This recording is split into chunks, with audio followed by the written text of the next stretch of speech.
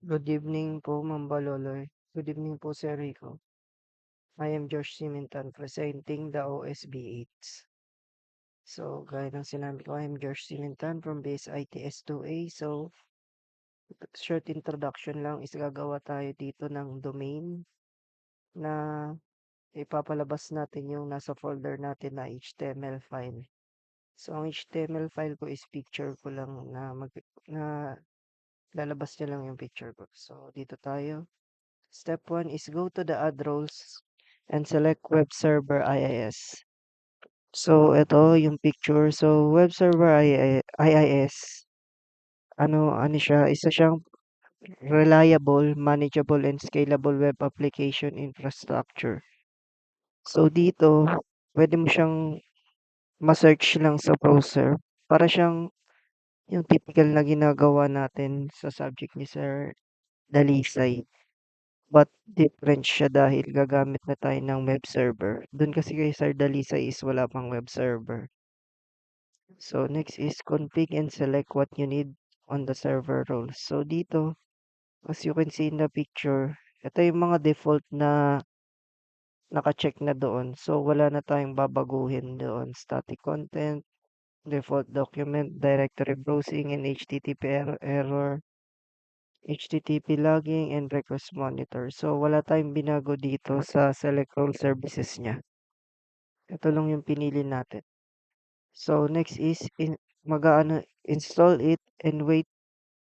You will see this after the installation. So after installation, makikita mo to. Nakalagay dyan, installation succeeded. So yung web server IIS natin is successfully nang na-install. At ayun yung mga pictures na na-select natin. Nakikita naman natin dyan hanggang baba. Dito sa web server, yung nasa baba nun.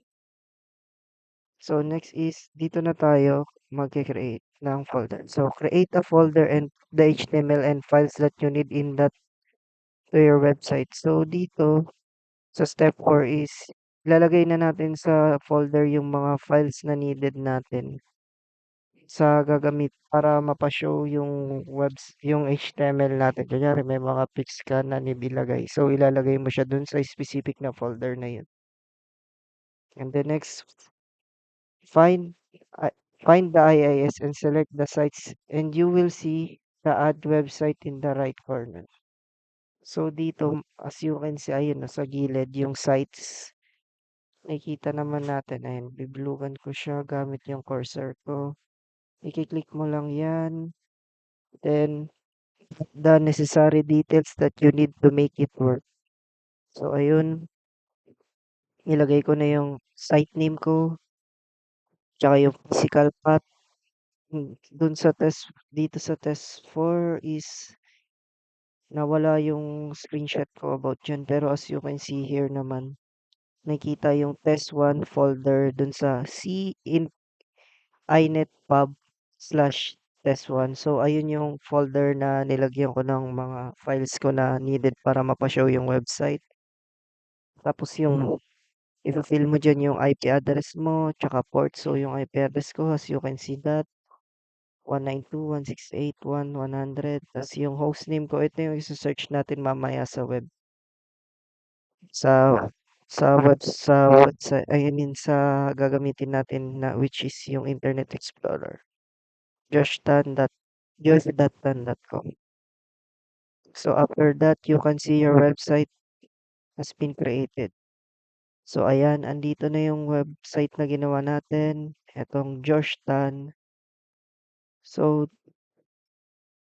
dito Joshi nakalagay pero pinalitan ko siya ng Josh Tan.